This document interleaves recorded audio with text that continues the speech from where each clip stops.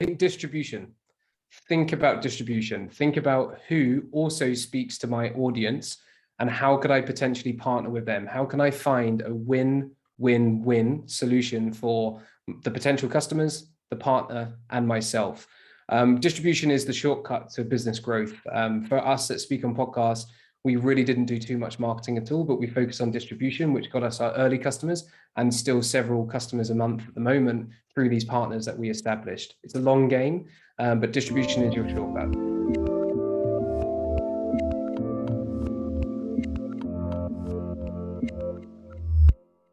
Hey everyone, this is Devin Miller here with another episode of The Inventive Journey. I'm your host, Devin Miller, the serial entrepreneur that's grown several startups into 7- and 8-figure businesses, as well as the founder and CEO of Miller IP Law, where he helps startups and small businesses with their patents and trademarks. If you ever need help with yours, just go to strategymeeting.com and grab some time with us to chat.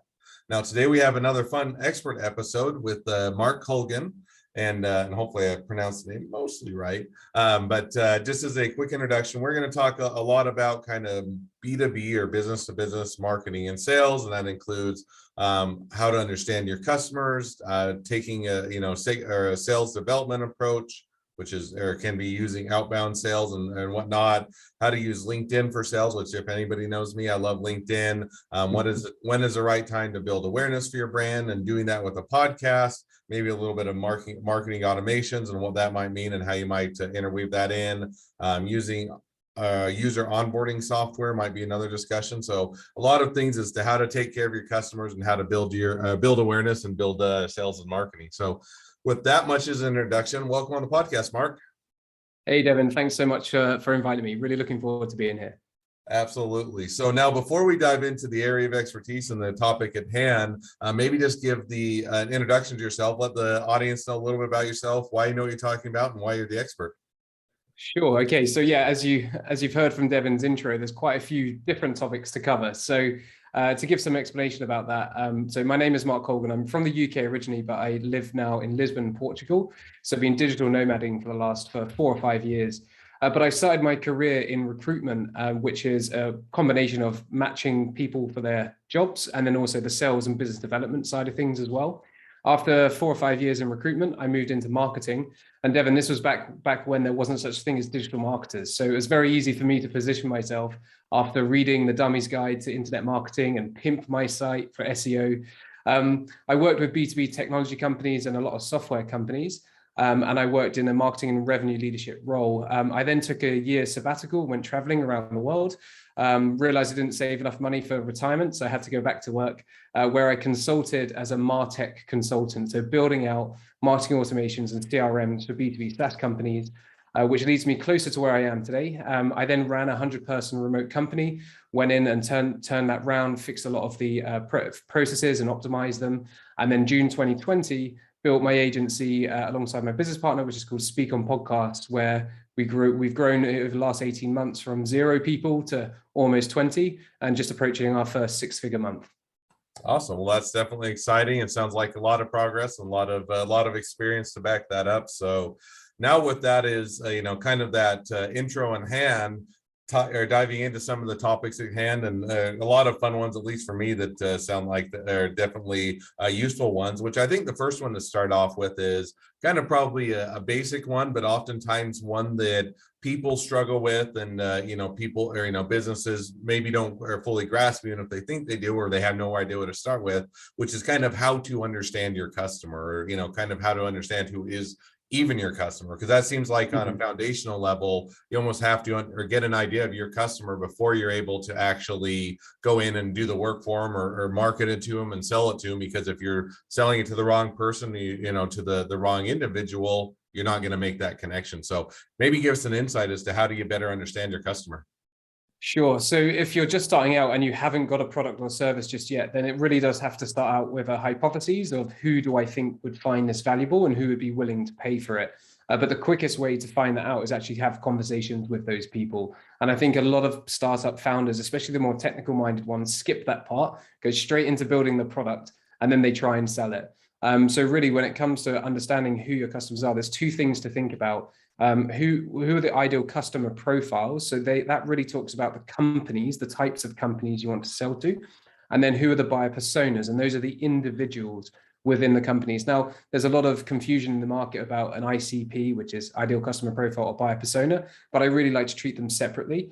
And what you'll soon start to develop an understanding is that there will be different company sizes that you can sell to, and therefore different people within those companies. Because if you're trying to sell to a very small business with just 10 people versus a company with 400 people, it's not the same individual that you would need to be speaking to within those organizations. But to get started, have those conversations and test out your hypotheses.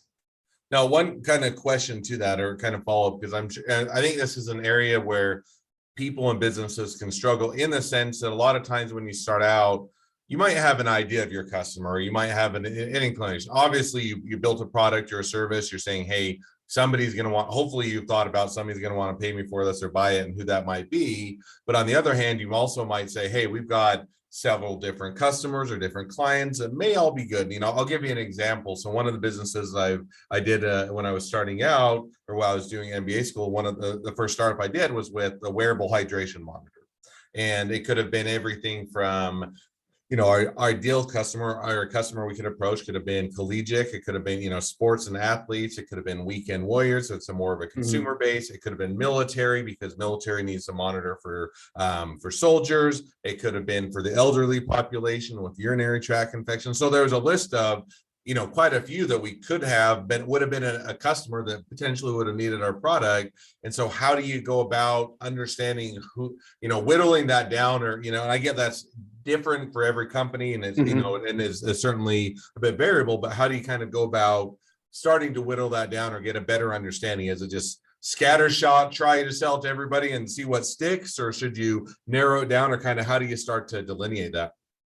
Yeah, the way that I start to kind of narrow down which direction to go in is just think purely about distribution. So I'm thinking about how can I get in front of as many of these different segments as I can. And there's more than likely going to be an outlier or a couple of outliers. So you talk about the military, you've got one contract, and that then opens up thousands of users. Again, I'm not too sure of the business itself, but sure. Whereas if you're trying to go and speak to, I don't know, coaches and consultants, they're completely sporadic and spread out. But even then you can think about distribution and start asking yourself, who else serves this market that offers a complementary product, or even a different product or service, but they have a community or an audience of those people. So I look for distribution first of all, and then I start with the one that I have the most chances of reaching more people to begin with. But I do believe in niching down to begin with. And I think a lot of entrepreneurs are scared of doing so because they think the market is going to be too small. But when we make these decisions, we forget that we can change our mind in 3 months, right? So we can start in one niche, dominate that niche, and then move on to the next one, or find out that it doesn't work and just simply pivot and focus on somebody else. I think we make these decisions sometimes and we think they're absolute, they're black and white, but it's always in flex. And that's something I've definitely learned over the last 18 months. No, and I think that is a good point, because I mean, a lot of times if you're okay, we made our decision, we're going to charge this road, and come hell or high water, we're going to make sure that this is the right decision. And yet having that flexibility and ability to pivot or adjust to once you find out, hey, this, we've learned this may not be the right customer, or to your point, military, they're great if you get the contract, but it may take several years and a lot of more time and effort to land those contracts, and it may not be that best first step to jump into things. And so I think that definitely makes sense as far as how you might go about doing that. So now let's say, okay, we reasonably understand our customer. We kind of identified it. We think this is our initial entrance, or this is the one we're going to go after. And another thing that we talked about is a little bit more of a sales or development approach, and that can incorporate outbound sales approach and other things, but maybe help us unpack that a bit. Kind of what is that and what should we be thinking about? Yeah, and now is the right time to think about that. Now that you've identified which ideal customer profile and understand the buyer personas, whether that niche is going to be one that you stick with, it doesn't matter. Devin, I like to say that as business owners, we're the only ones that remember what was written on our website 6 months ago. Like the person that visits our website today has no idea that we were targeting somebody else in the past, usually. So when it comes to outbound, you obviously want to make sure that you're segmenting the people that you're reaching out to. And what I like to do is focus on what are their challenges and what are their pain points that these people might be experiencing based on their stage of business or their individual role. And then once I have a short list of pain points, Not all of these pain points have to be what my solution helps them overcome with as well, because whatever your product or service, so we're in the world of brand awareness. So if I go and speak to a demand generation manager, branding is just one part of demand gen. There's other challenges that are looking to solve as well. So I segment my audience, look at the challenges and pain points, and then I simply begin the process of reaching out to these people. And the biggest trick or secret in outbound sales is that you have to remove yourself from the outcome and remember that all you're trying to do is start a conversation with these prospects.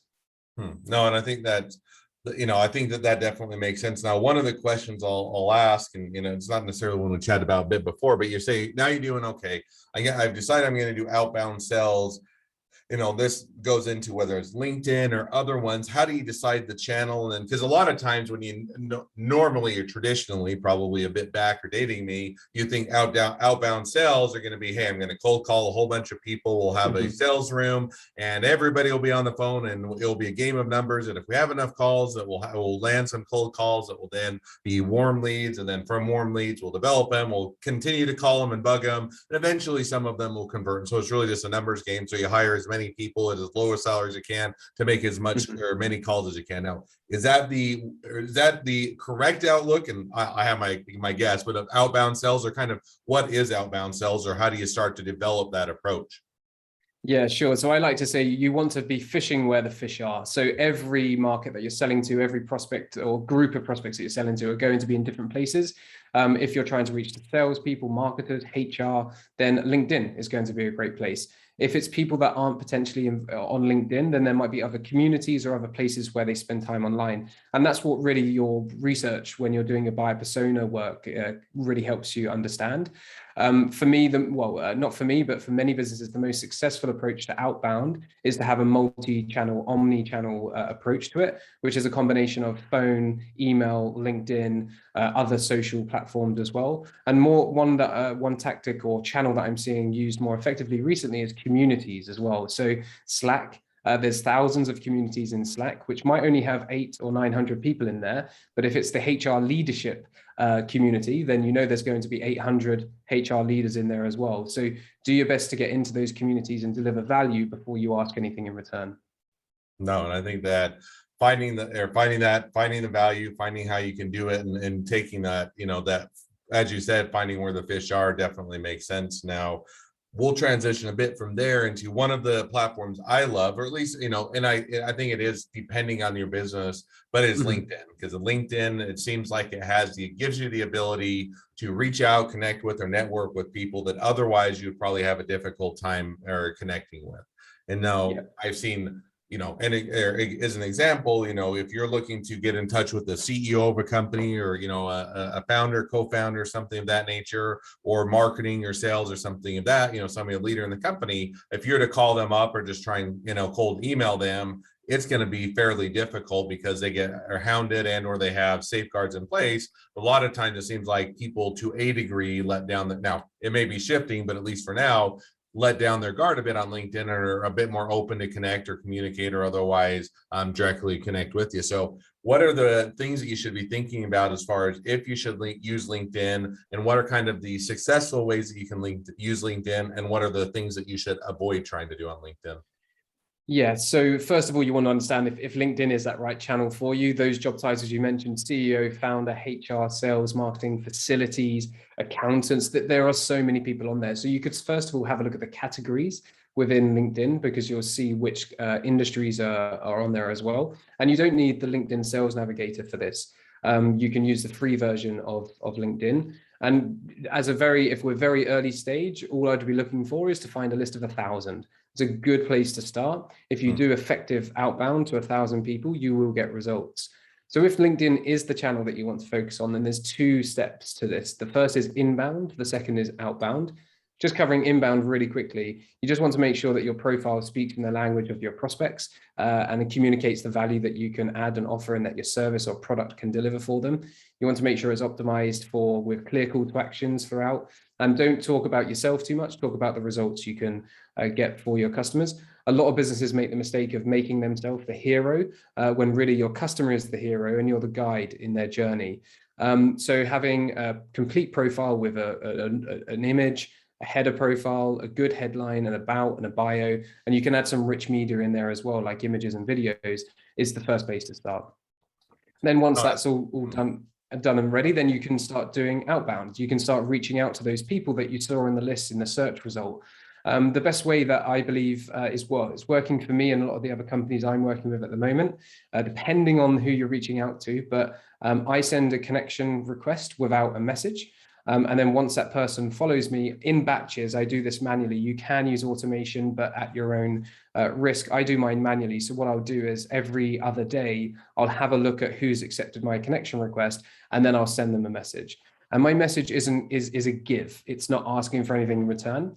So my message will typically be, not sure if you thought about speaking on podcasts to increase brand awareness. However, I recorded an interview where I spoke about this.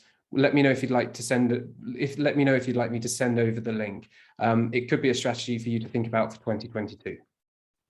No, and I think that definitely is some good piece of advice. And I'll ask you because, I see, there's a pretty wide spectrum if you're to go on LinkedIn of ways that people are hitting marketing, and some of them resonate with me, some of them don't resonate with me. And I think, you hit on some good ones, but, you'll see everything from somebody that has an automated messaging, and I'm not saying knocking automated messaging, but it's simply just blasting, hey, it has nothing to do with you. You can read it. You can tell that they're just trying to blast as many people as you can.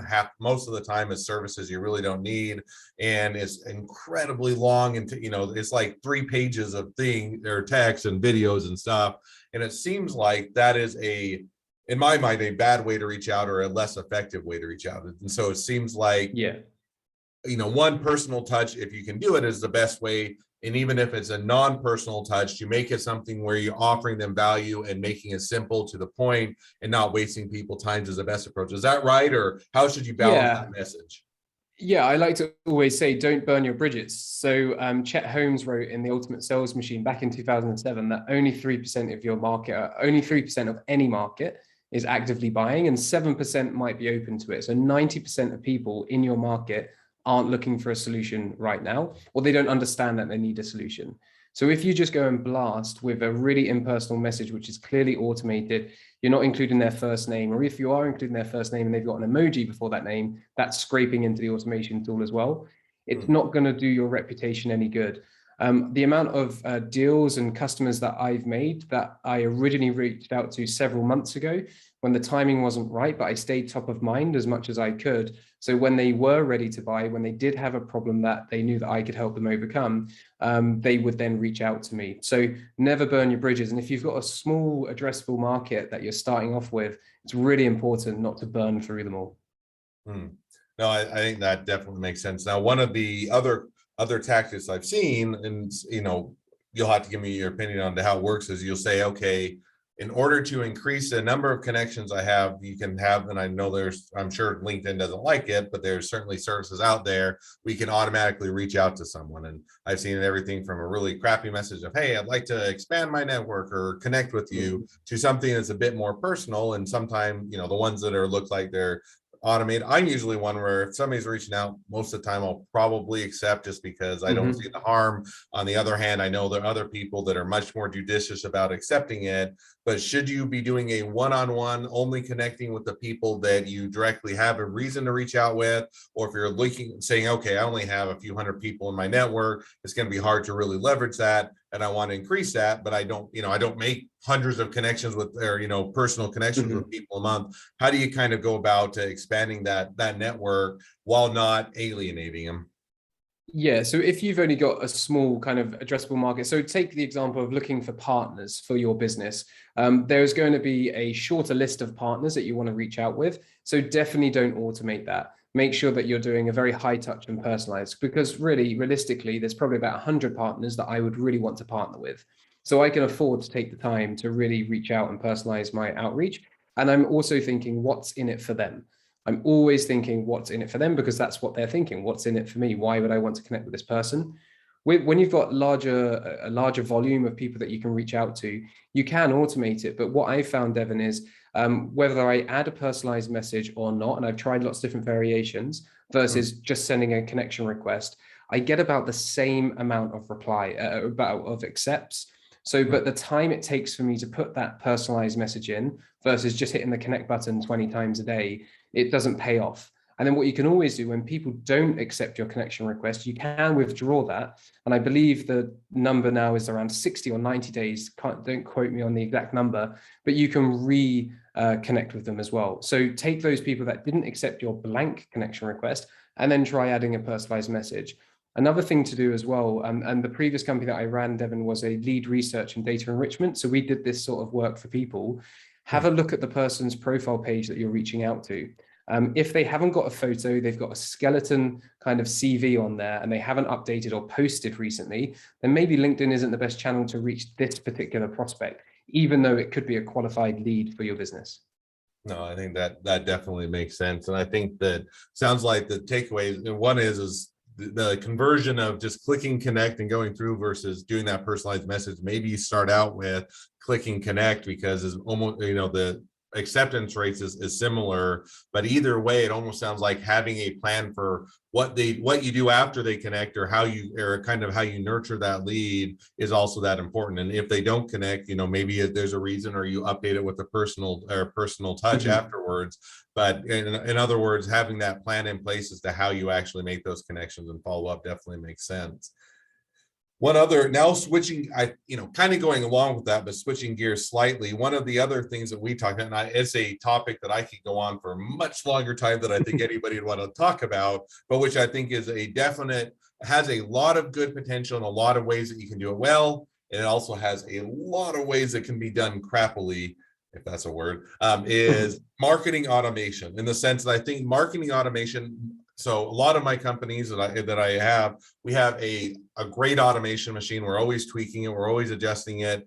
But it's also one where we have to be very cognizant or aware of how we are interacting with people. In other words, it can't be all automated. There still needs to be personal touches. It still needs to be helpful. It can't overwhelm them. Don't want to send them too much information, but you also don't want to send them too little of information. And you also don't want to make it feel like it's a bot. So it's a big balancing act. What are the things when should people be considering marketing automations? And I know it's a compound question, which I try to avoid, but when should they be considering it? And what are some of the things that if they are considering it, that they should do? And what are some of the things that they should avoid? Yeah, so I think when it comes to thinking about what to automate, if you're very new to your business, or this business is particularly new for you, do the process manually first. The biggest mistake that most founders make is they try and automate everything from the beginning, but they're automating a broken process or an inefficient process, or just a process that doesn't move the needle at all. So I would always say, do things manually and map out what those steps are. So to give an example of something that we automate, I'll go back 1 second. When you're thinking about automation, you really need to think that there's 3 main components to any automation. And this is why I think marketing automation is quite simple, but it gets complex with all the moving parts. But there's a trigger event, so something happens. There's usually a condition, not always, but there's a condition, so check this. And then there's an action, so then do that. But what you can actually do is you can be the trigger. So as you mentioned, you want to humanize your outreach, you want to humanize your interactions with potential prospects and even customers. So what we do a lot of is we have a lot of internal forms that our team complete, which then triggers off an automation. So rather than saying, once a customer signs up with us and they pay their first invoice, within 30 days, ask them how their onboarding went. What we would rather do is wait until the customer success manager has said, I've completed the onboarding. They fill out a form, and then that triggers the automation to that customer. So thinking about what can go wrong, and when there's humans involved in a service delivery, a lot of things can go wrong as well. A little bit like another automation that I see often made really badly is when you've had, as a consumer, had a bad experience on a website, or you're trying to purchase something, and then you get an email saying, how did we do? Leave us a review on Trust Radius or Trustpilot. Really what you want to do is understand, is it out of a score of 1 to 10, if it's an 8 and a 9, send them straight to the reviews. If it's anything below an 8, find out why it was below an 8 and work out how you can help the next customer get a better score, or give a better score. So yeah, thinking of those triggers, conditions, and actions, and then also putting the human in the middle and allowing the human to be the trigger. And by that, I mean simply completing a form. No, and I definitely think that makes sense. Now, one maybe question just to follow up or or circle back just a little bit. So those are a lot of things you should be doing, which I think are great advice. What are the things that, and you touched on it or lightly when you said, as far as you shouldn't, if you have a broken process, first of all, fix the process before you try and automate a broken process. But what are some of the other things that you maybe shouldn't be doing as far as automations, or you should be avoiding, especially if you're new to it and you don't have a lot of experience with it? Yeah, I think what we've got to understand is whilst we're using technology and we're leveraging it to be more efficient, we really are still communicating with humans. So what we do is we make the mistake of treating every lead, let's say, as the same lead and as the same, they're in the same stage of the buyer's journey. So what might happen is somebody downloads or subscribes to your newsletter. Fantastic. You've got an email address. They go onto a list.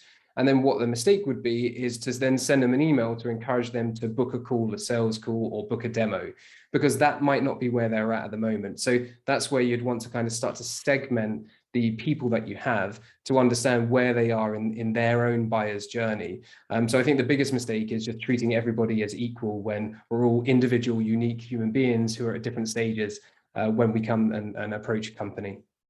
No, and I think that, and that, is that I definitely think that's a great piece of it. I think it's one that's easy to overlook when you get started because you're saying, oh, well, everybody gets started the same. They all go through the same journey. And there's, to a degree, that might be true. For some portions of the journey, you're always trying to get them to the same end point. They need to make some of the same decisions or take some of the same actions. But at the same time, there's different individuals that are different parts of the journey. And some people are signing up because they want to get information and they really intend to convert in 3 months. So they're just doing a bit of information gathering. And some people are saying, hey, I want to buy now, or I want to get going, and I want them to reach out to me. And I think figuring out how to balance that in your process, and so you can understand which, or be able to segment them out, makes a big part, right? In other words, the only way you can treat them differently is if you can figure out how they're different. In other words, so you have to kind of have that in a way that's not intrusive. What I hate is if you have a long form and, hey, tell us everything, everything about your firstborn, your whole career, how much money you make, where you live, what's your average or income, and by the time you're like, I don't want to give all this personal information away. And so you have to balance that. So how do you balance knowing how to treat them differently without being so intrusive that nobody's going to want to ever give you all that information? Yeah, so there's a few ways you can do this. So there's an amazing tool called ConvertFlow. Write Message is another alternative where you can have call to actions on your website. So you could have a form or a slide in, and it says like, what are you hoping to achieve today? Or what is it you're looking for? Having live chat on your website as well, which allows people to ask a question about pricing versus just checking out. So I was reviewing a software today looking for a new CRM.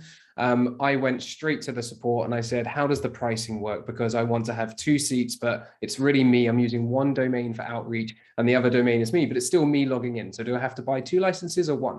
That's a super hot lead for that company right now versus just somebody signing up on the newsletter. Another mistake, which you reminded me of, is that the buyer's journey has completely changed. And oftentimes there'll be more junior people in their organization doing the research and collecting the information about the potential solutions out there. And what automated lead scoring, which is pretty advanced automation if you're at that stage, what it does is it looks at their job title, it sees that they're an associate or an intern, and then it goes minus 50. We don't want to speak to that lead because they're not qualified. And that's a mistake because they may not be the ultimate decision maker, yet they're going to be very influential into this part of their buyer's journey as well. So whilst I say don't treat everybody as equal, it's the same for that inbound coming in as well. So I think just a couple of things there. To your point about the forms, I don't believe in gating content unless you've invested a lot of time, and people can take that content and immediately improve their lives through the content itself. So the worst thing to do is gate case studies. And when I say gate, is put a form in front of case studies. Like, why would you want to stop people from seeing that case study when they're evaluating other vendors? They'll look at your competitors and all of their case studies are easily accessible on the website. Who are they going to reach out to first? When it comes to collecting that information, you can do what's known as, I forget the term now, but the first thing is just get the email. And then maybe later on in that journey or through your marketing automation, you enrich that data with a little bit more. For example, you don't need to ask somebody what their company name is. if they're signing up with their company domain. Don't ask somebody what their LinkedIn profile is, because you can find that with their first, last, and company name. So minimize the fields, remove the friction when it comes to those forms. Yeah, I've always, as much as I've been able to, I've ungated the content, and people reach out organically because people aren't stupid. They found it valuable. They really like the content. They feel like this is a company that they could work with, and then they reach out. It's just very hard to attribute, which is why we stick everything behind the form. Yeah, no, and I think, and I get the motivation or why the forms came into play. It's just, oh, this will be great. We can gather all this information. It makes it so we can better or separate them out. But I think that it's also sometimes leads to, one, it leads to laziness, but even two, more so than that, it leads to a worse customer experience. And to your point, if their competitors aren't doing that and they're making it much easier to access, and yours is much more what it feels to be intrusive or more difficult, they're going to go to the competitors that are much easier to access the same, and it maybe not even as good information. Maybe they don't do as good job, but it's a lot easier to access. That's always kind of, our mantra has always been be more like McDonald's, in the sense that you want to be able to come in, have an easy menu to order from. It's quick, it's easy, it's simple, and it doesn't take a long time. And the more you can make that experience, whether or not you like McDonald's, whether or not you like their hamburgers, the same analogy applies of making it a simple process, it's smooth and simple for them, can make a much bigger difference as to whether they convert than, hey, we gathered all this information, or we got halfway through gathering this information, they got tired of it and they went somewhere else. Yeah, I just want to give an example, because a lot of people push back on me and say, well, when do you gate content and when don't you? You made a point, Devin, it's a really good idea to collect the information. That's as the marketer, that's as the company, right? It's not a great idea for the consumer. And I know you weren't saying that it was a fantastic idea for the consumer, but it was the marketer's choice to do it. I was on HubSpot's blog today. I was writing some content around follow-up emails for sales. I went onto their blog, and there was the ultimate guide to email follow-ups. So it gave information about sequences, how many you should send, lots of information. And what they had on that page was a content upgrade.